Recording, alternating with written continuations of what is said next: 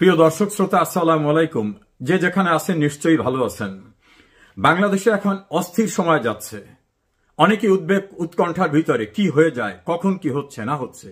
এর ভিতরে নতুন করে সংযোজিত হয়েছে গণমাধ্যমে যারা কথা বলেন, সাংবাদিক, রাজনৈতিক বিশ্লেষক, তাদের ধারণা ডক্টর ইউনূসের যে রাজমহল, তার যে প্রাসাদের যে অন্দরমহল, সেই অন্দরমহলে আন্তঃকন্দলের আগুন এখন দাউ দাউ করে জ্বলে উঠেছে। আগুনের বহ্নিশিখা প্রকাশিত হচ্ছে তাকে যারা নিয়োগ দিয়েছে এবং তিনি যাদেরকে দিয়ে রাজনৈতিক দল করেছেন তাদের বিভিন্ন বক্তৃতা বিবৃতিতে। আমরা সেই বিষয়গুলো একটু শুনে আসি। নির্বাচন সংস্কার ডিজিএফআই নিয়ে কি বললেন তার দলের গুরুত্বপূর্ণ নেতা। সামনে যদি আয়নাগর প্রচেষ্টা করা হয়, আমরা সে আয়নাগর কেন ডিজিএফআই হেডকোয়ার্টার ভেঙে দেব। তিনি বললেন ফেব্রুয়ারিতে নির্বাচন হবে না, সামনে যদি আয়নাঘর, এমনকি ডিজিএফআই হেডকোয়ার্টার তারা ভেঙে দেবে। অর্থাৎ ডিজিএফআই হচ্ছে সেনাবাহিনীর প্রতিরক্ষা গোয়েন্দা সংস্থা, তার হেডকোয়ার্টার ভেঙে দেবে। লন্ডনে গিয়ে তারেক রহমানের কাছে কিভাবে সারেন্ডার করেছে সেটাকে রেটরিক করেতে বলছেন যে সেজদা করে আসছে, সব বিক্রি করে দিয়ে আসছে, সে বাংলাদেশে কোনো মানুষ পায় না। আমরা সেটা একটু শুনি। এই যে আমাদের নোবেল লরিয়েট ইউনূস স্যার, বাংলাদেশের মানুষ ওনার চোখে পড়ে না, ওনার লন্ডন যেতে হয়। লন্ডনে গিয়ে সেজদা দিয়েছেন, ঘোষণাপত্র হয়েছে, ঘোষণাপত্র লন্ডনে গিয়েছে। এই যে আমাদের নোবেল লরিয়েট ইউনূস স্যার, বাংলাদেশের মানুষ ওনার চোখে পড়ে না, ওনার লন্ডন যেতে হয়। লন্ডনে গিয়ে সেজদা দিয়েছেন, সেজদার মাধ্যমে উনি ওহির মাধ্যমে আদেশ পেয়েছেন এবং সেটার একটা প্রেস রিলিজের মধ্যে জানিয়েছেন এখানে উনি বললেন যে ইউনূস সাহেব লন্ডনে গিয়ে সেজদা দিয়েছেন, সেজদার মধ্য থেকে তিনি একটা ওহি পেয়েছেন, ওহি নাজেল হয়েছে, সেই নাজেলকৃত ওহির ভিত্তিতে তিনি কথা বলছেন। এখন একইভাবে তার যে দলের আরেকজন গুরুত্বপূর্ণ নেতা হাসনাত আব্দুল্লাহ, তিনি কি বললেন এটা আমরা একটু শুনি। তিনি স্পষ্টভাবে বলেছেন ডক্টর ইউনূস লন্ডনে গিয়ে সরকার বেচে দিয়ে আসছে। যাকে অভ্যুত্থানের পরে রাষ্ট্রপ্রধান বানানো হয়েছে, উনি লন্ডনে গিয়ে হচ্ছে সিজদা করে আসেন। এবং পৃথিবীর ইতিহাসে এমন ঘটনা আছে কিনা যে সরকার প্রধান, অন্তর্বর্তীকালীন সরকার প্রধান এবং হচ্ছে রাজনৈতিক দলের ভারপ্রাপ্ত চেয়ারম্যান একই সাথে প্রেস কনফারেন্স করে। ওই দিনই সরকার হচ্ছে লন্ডনে বেঁচে দিয়ে আসছে। হাসনাত আব্দুল্লাহ বলেন যে পৃথিবীতে এমন নজির নাই যে অন্তর্বর্তীকালীন সরকারের প্রধান এবং বিরোধী দলের নেতা একত্রে বৈঠক করে একসঙ্গে প্রেস কনফারেন্স করে এবং ওই দিনই সরকার বিক্রি করে দিয়ে আসছে। এটা হলো হাসনাত আব্দুল্লাহর বক্তব্য। এবং আমরা আরেকটা আসি, সেনাপ্রধানকে ব্যারিস্টার ফুয়াদ বলছেন যে গুড়িয়ে দেবেন, উড়িয়ে দেবেন, ষড়যন্ত্রকারী বলছেন। আপনারা দেখতে পাচ্ছেন সেনাপ্রধান এক ধরনের নামকা ওয়াস্তের মিটিং করার মধ্য দিয়ে এখন নতুন করে ষড়যন্ত্র করছে কিভাবে প্রেসিডেন্টের অধীনে নতুন করে একটা অন্তর্বর্তীকালীন সরকার করা যায়। আপনারা জানেন এই প্রেসিডেন্ট হচ্ছে হাসিনার আর একটা গোলাম কুকুর। এক কুকুরের বাচ্চা দিয়ে আর এক কুকুরকে স্বাধীন করা যাবে না। আমরা যখন কুকুরকে দেশছাড়া করেছি, কুকুরের বংশ সহ উৎখাত করে দেশছাড়া করবে। ব্যারিস্টার ফুয়াদ তিনি এবি পার্টির সাধারণ সম্পাদক, তিনি প্রধানমন্ত্রী শেখ হাসিনাকে উল্লেখ করে বলেছেন এবং রাষ্ট্রপতিকে যে ভাষায় তিনি বকাবকি করেছেন আমি আর সেটা উচ্চারণ করতে চাই না, এবং সেনাপ্রধান সম্পর্কে সুনির্দিষ্টভাবে বলেছেন যে সে ষড়যন্ত্র করছে। শুধু সেইখানে না, নাসিরউদ্দিন পাটোয়ারি এই সেনাবাহিনী সম্পর্কে আরো ভয়ঙ্কর একটা মন্তব্য করেছেন, আমি উচ্চারণ না করে আপনাদের শোনাই। এই যে আমাদের আর্মি ভাইরা, হাতে শুধু অস্ত্র থাকতে হয় না, মাথায় কিছু গিলু থাকতে হয়। না বুঝে সংবিধান, না বুঝে স্টেট, বিভিন্ন দেশ থেকে গিয়ে একটু ঘুরে ফিরে কিন্তু অস্ত্রের প্রদর্শনী থেকে কিছু অস্ত্র নিয়ে আসে, আর নিয়ে আইসা মাথায় গিলু না থাকার কারণে অস্ত্রটা চালায় জনগণের উপরে। কি অদ্ভুত একটা বাহিনী, কি অদ্ভুত গোয়েন্দা সংস্থা। আপনার মাথার মধ্যে যদি ন্যূনতম কমন সেন্স থাকতো, আপনি আয়নাঘর বানাইতে পারতেন না। এইখানে তিনি বললেন যে গোটা বাহিনীকে, গোটা সেনাবাহিনীকে বলছেন যে এদের মাথায় কোনো ঘিলু নাই, ন্যূনতম কমন সেন্স নাই, বিদেশ থেকে কয়েকটা অস্ত্র নিয়ে আসে, ট্রেনিং নিয়ে আসে, সেই অস্ত্রটা মানুষের উপর চালায়। গোটা সেনাবাহিনীর মাথায় ঘিলু নাই, এটা পরিষ্কারভাবে তিনি বললেন। আর ডিজিএফআই হেডকোয়ার্টার উড়িয়ে দেবেন। আর এক দলের সেক্রেটারি ব্যারিস্টার ফুয়াদ তো বললেন, যে ভাষায় বলেছেন আপনারা শুনেছেন। আর ফেব্রুয়ারির কথিত নির্বাচনের তারিখ বললেন ফেব্রুয়ারিতে নির্বাচন হবে না। এবং তারা দুজনই, নাসিরউদ্দিন পাটোয়ারি এবং হাসনাত আবদুল্লাহ বললেন লন্ডনে গিয়ে ডক্টর ইউনূস সেজদা করেছেন, সেজদা করে সরকার বেচাকেনা করে দিয়ে আসছেন। এখন এই ইউনূসকে, এই ইউনূসের নিয়োগকর্তা তো এএনসিপি, এই ছাত্র আন্দোলনকারীরা। হঠাৎ কি হলো? একেবারেই সব রিভার্স হয়ে গেল। সম্পর্কের অবনতি এমন জায়গায় চলে গেছে যে এখন তাদের আর নাকি মুখ দেখা দেখি নাই। তাদের কথিত জুলাই ঘোষণায় নেতৃবৃন্দরা তারা কক্সবাজারে গিয়ে অবকাশ যাপনে চলে গেলেন। তাদের নাকি ভালো করে ইনভাইটও করা হয়নি। তারা এখন অভিযোগ করছেন যে আমরা করেছি আন্দোলন, ওই ঘোষণার মঞ্চে আমরা থাকবো, সেখানে কেন রাজনৈতিক দলের নেতৃবৃন্দ? এবং একটু সূত্র জানায় তাদের নাকি 2 থেকে 3 জনাকে মাত্র নিমন্ত্রণ পত্র দেওয়া হয়েছে। ওরা বলছে যে আমরাই তো সব, আমরা এখন 2টা নিমন্ত্রণ পত্র নিয়ে যাব, আমরা ওখানে গেলামই না। অবকাশ যাপনে কক্সবাজারে চলে গেছে। রাখি বন্ধন ছিন্ন হয়ে গেছে। এখন মহাবিরহ 2 পক্ষের মধ্যে। আলটিমেটলি কি হতে যাচ্ছে? ডক্টর ইউনূস সম্পর্কে এই তরুণ ছাত্ররা বা যারা নতুন উদ্যোক্তা, তাদের ধারণা ছিল না। একাধিক ব্যক্তি বাংলাদেশের গণমাধ্যমে বলছেন, যারা কেউ আওয়ামী লীগ করে না, যে ইউনূস নিজে লোভী, সে নিজেরটা ছাড়া কিছু বোঝে না। সাংবাদিক এম এ আজিজ, মঞ্জুল ইসলাম পান্না, মাসুদ কামাল, তৃতীয় মাত্রা জিল্লুর রহমান, আরো অনেকে পরিষ্কারভাবে বলছেন যে এই ব্যক্তি নিজেরটা ছাড়া কোনো কিছু বোঝেন নাই। কিভাবে? নিজের উপরে যে দুর্নীতির মামলা ছিল, মামলাগুলো প্রত্যাহার করে নিয়েছেন। 666 কোটি টাকা ট্যাক্স পাবে সরকার, সেই ট্যাক্স নিজে মওকুফ করেছেন। তার প্রতিষ্ঠান আগামীতে 5 বছর ট্যাক্স দেওয়া লাগবে না, সে ব্যবস্থা করে নিয়েছেন। নিজের গ্রামীণ বিশ্ববিদ্যালয় নিয়েছেন, ডিজিটাল ওয়ালেট নিয়েছেন এবং গ্রামীণ ব্যাংকের রাষ্ট্রের মালিকানার অংশটা কমিয়ে নিরঙ্কুশভাবে নিজের জায়গায় নিয়েছেন। আপন ভাতিজাকে ডেপুটি প্রেস সেক্রেটারি করেছেন। লামিয়া মোর্শেদ তার সঙ্গে কাজ করত, তাকে এনে সচিবের পদমর্যাদায় বসিয়েছেন। স্বাস্থ্য উপদেষ্টা করেছেন। আমেরিকার সঙ্গে সম্পৃক্ত উনি, আমেরিকায় যারা বসবাস করে ওখানকার নাগরিক, তাদের ওখান থেকে অনেককে নিয়ে এসে বিভিন্ন দায়িত্ব দিয়ে বসিয়েছেন। এমনকি কনস্টিটিউশন পারমিট করে না এমন সকল জায়গায় তিনি বসিয়েছেন। নিজের সব কাজ সিদ্ধি হয়ে গেছে। এখন উনি ওনার নিয়োগকর্তা, যাদের নিয়ে গর্ব করে বলতেন আমি কতদিন থাকবো এটা আমার নিয়োগকর্তারা জানে, যারা আমাকে নিয়োগ দিয়েছে। এখন নিয়োগকর্তারা বলছেন উনি বেঈমান, উনি গাদ্দার, উনি মোনাফেক।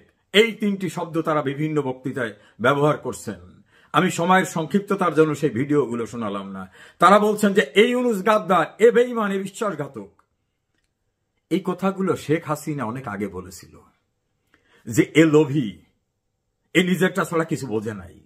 তখন এরা মনে করছে সপ্ত আসমান থেকে নেমে আসছে, অন্য গ্রহ থেকে নেমে আসছে এই ডক্টর মোহাম্মদ ইউনূস।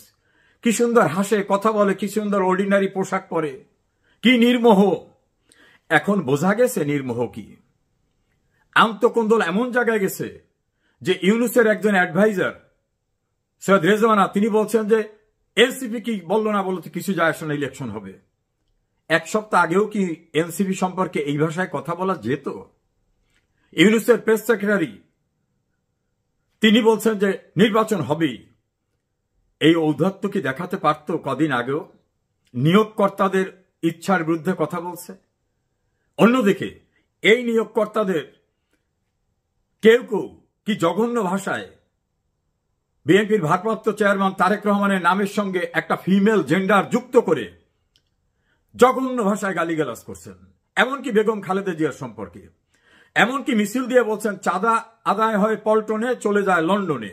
আর ডক্টর জনাব তারেক রহমানের নামের পিছনে খুবই আপত্তিকর একটা শব্দ ব্যবহার করে স্লোগান দিয়েছেন।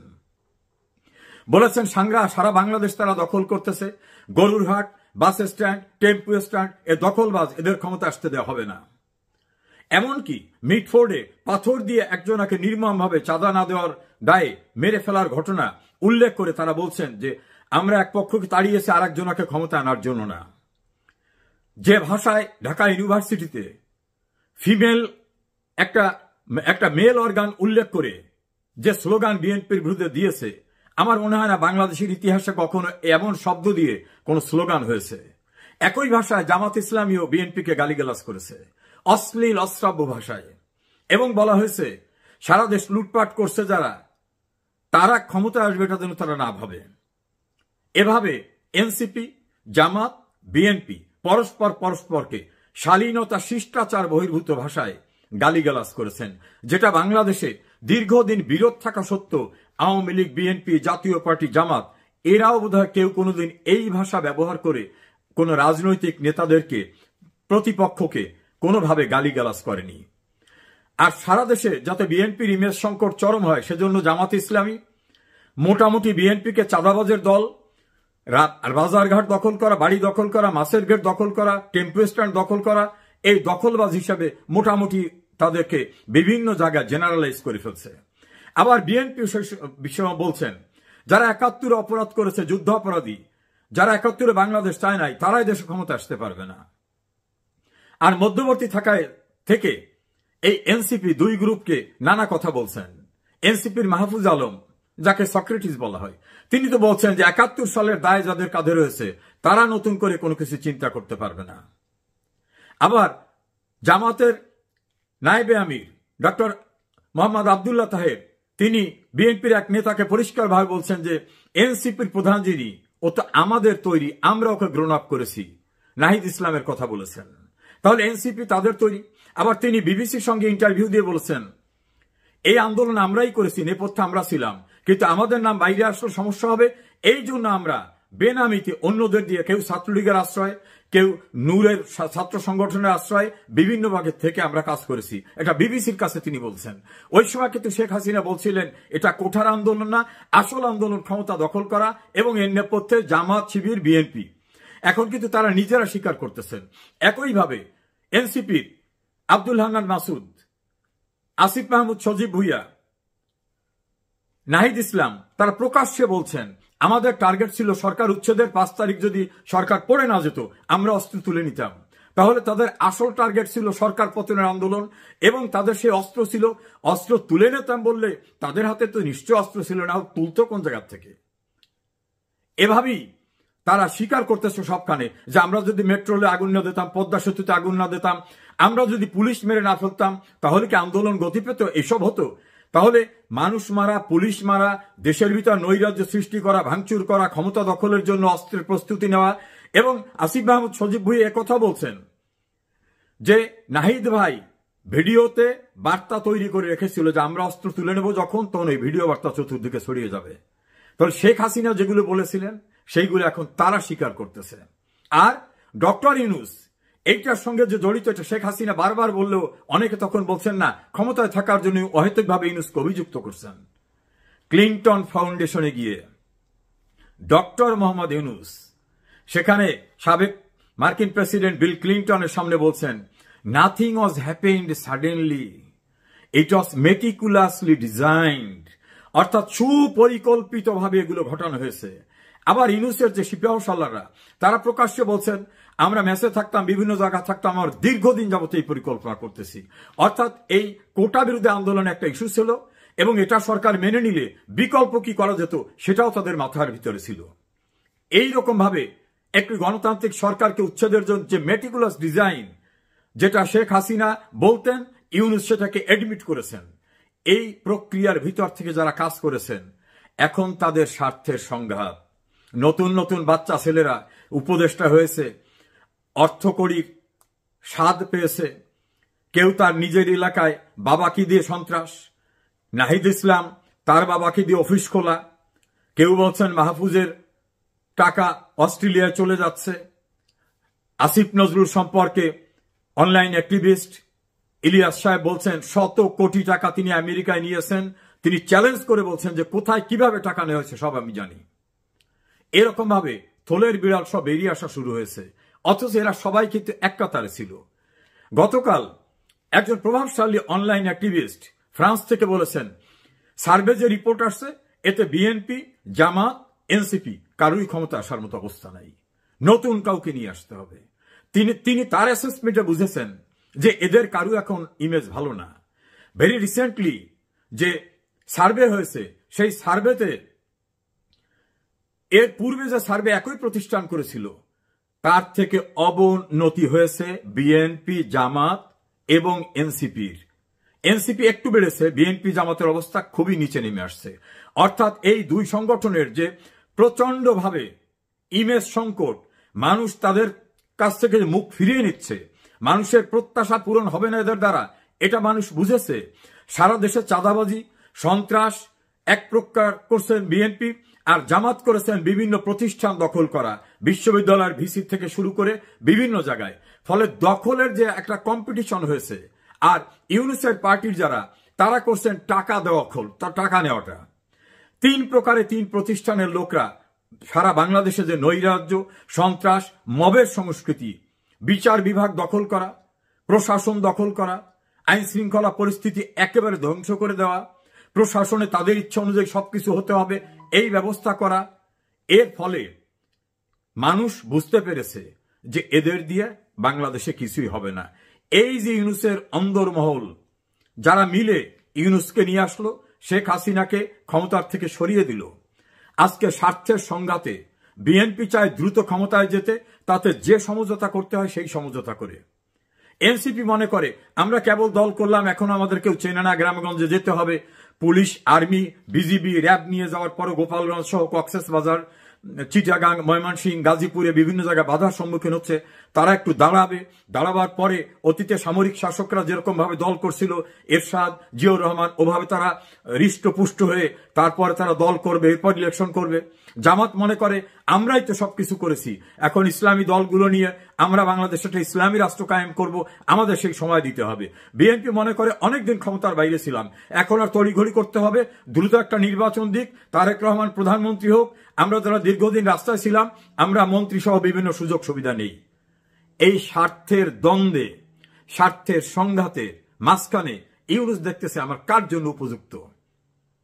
ইউনুস মনে করছে এই ছাত্ররা এগুলি হবে না, এরা এখন পুলিশ, র্যাব, আর্মি দিয়েও কোথাও যেতে পারে না, এদের দিয়ে হবে না। জামাতকে নিয়ে নানা রকম ট্যাগ আছে, এরাও পুরোপুরি পারবে বলে মনে হয় না, বিএনপির সঙ্গে সমঝোতা করি। বিএনপিও তা মনে করছে যে উনি বিদেশের সঙ্গে যদি কোনো চুক্তি করে থাকে, বাংলাদেশে বিদেশিদের বেস করতে দেবেন, সেন্ট মার্টিন ছেড়ে দেবেন, উনি আমাদের পোর্ট দখল করে নিয়ে যাবেন বিদেশিদের হাতে দিয়ে, উনি নিজের যে সুযোগ সুবিধা সেগুলো নেবেন, উনি যা নেয় নিক, আমাদের দ্রুত ক্ষমতায় যেতে হবে। আর ইউনুস মনে করছে আমার যা হবার হয়ে গেছে, কাজী এখন আর পিছনে তাকাবার দরকার নাই। যার শক্তি ইউনুসের দৃষ্টিতে বেশি, ইউনুস তার সঙ্গে সমঝোতা করেছেন। নাসির উদ্দিন পাটোয়ারি এবং হাসনাত আবদুল্লাহর ভাষায় লন্ডনে এসে সেজদা করে সরকার বেঁচে দিয়ে গেছেন। অবশ্য দেশের আরেকটি মহল বলছে না, উনি তো দেশটাই বেঁচে দিয়েছেন। আনডিসক্লোজড যে চুক্তি উনার হয়েছে বড় একটি দেশের সঙ্গে, সেই চুক্তির মধ্যে উনি সবকিছু দিয়ে দিয়েছেন। তারেক রহমান এসে দেখবে অনেক কিছুই নাই, সিংহাসন থাকলেও সিংহাসনের আশপাশে পাইক প্রজার কেউ নাই। এভাবেই কিন্তু ইউনুসের অন্দরমহলে চলছে এটা। আবার কেউ কেউ বলছে না, এগুলো সাজানো নাটক, ইউনুস নির্বাচন দেবে না। এই এনসিপি জামাতকে দিয়ে বলবে এখনই নির্বাচনে পরিবেশ না, একটা হই হুল্লোড় করে একটা পরিবেশ নষ্ট করবে, তখন বলবে আমি তো দিতে চেয়েছিলাম, এই অস্থির অবস্থায় কিভাবে আমি ইলেকশনটা দেব। ফলে এভাবে তিনি আরো কিছুদিন ক্ষমতায় থেকে তার যে দেশের এবং দেশের বাইরের যে প্রভু, তাদের যে প্রত্যাশা আছে, সে চাওয়া পাওয়া আছে, সেগুলোকে ফয়সালা করে দিয়ে নিজের এক্সিটটা কেমন দরকার হয় সেটাও নিবেন। আবার এনসিপির লোকজনে বলতেছেন রাষ্ট্রদ্রোহিতার দায়ে আমাদের মৃত্যুদণ্ড হবে, আমাদের লিগ্যাল প্রোটেকশনের ব্যবস্থা না করে উনি কোথায় যাবেন, ওনাকে আমরা যেতেই দেব না। এখন এই যে ছেলেরা যারা শেখ হাসিনার বিরুদ্ধে রাষ্ট্রদ্রোহিতা, সন্ত্রাস, নৈরাজ্য করেছে, সংবিধান ভঙ্গ করেছে, তারা এখন আতঙ্কিত, সংবিধান লঙ্ঘনের দায়ে আমাদের তো মৃত্যুদণ্ডের মুখোমুখি হতে পারে। এজন্য তারা বক্তৃতায় বিবৃতিতে বলতেছে আমাদের লিগ্যাল প্রোটেকশন না দিয়ে কোথায় যাবে, ওনারা যেতে দেব না। আবার আব্দুল হান্নান মাসুদ তো বলছেন যে প্রয়োজন ওনার বিরুদ্ধে রাস্তায় নামবো। উনি কি মনে করেছেন এই আন্তকোন্দলের মধ্য থেকে উদ্বেগ উৎকণ্ঠার বাংলাদেশ অর্থনীতিতে, উন্নয়নে, সব কিছুতে, আইন শৃঙ্খলায় বিচার ব্যবস্থায় ধ্বংসের চূড়ান্ত পর্যায়ে চলে গেছে। দেবপ্রিয় ভট্টাচার্যের ভাষায় বিশ্বব্যাংক বলছে 28 লক্ষ মানুষ বেকার হয়েছে, 149টা ইন্ডাস্ট্রি বন্ধ হয়ে গেছে। জিডিপির হার ছিল শেখ হাসিনার আমলে 7 পয়েন্ট প্লাস, সেটা এখন বিশ্বব্যাংকের ধারণা 3-এ নেমে আসবে। বাংলাদেশটাকে 12টা বাজিয়ে দিয়েছেন।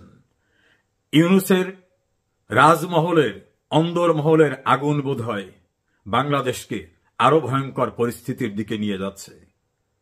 কি হতে যাচ্ছে আমরা অপেক্ষা করি। তবে সুখকর কিছুই যে ইউনূস এবং তার পারিষদবর্গের কাছ থেকে কিছু পাওয়া যাবে না। মানুষ যখন সবাই বলতেছে যে এর চেয়ে শেখ হাসিনা ভালো ছিল, সেই জায়গাটা এখন যুক্তিগ্রাহ্যভাবে সবাই গ্রহণ করছে। কিন্তু দেশটাকে কতটা ধ্বংসের ভিতরে চূড়ান্ত পর্যায়ে নিয়ে ইউনূস পরিত্রাণ দেবেন অথবা অনাকাঙ্ক্ষিত কি ঘটনা ঘটে যায়, সেটাই এখন দেখার অপেক্ষায় থাকতে হবে আমাদের।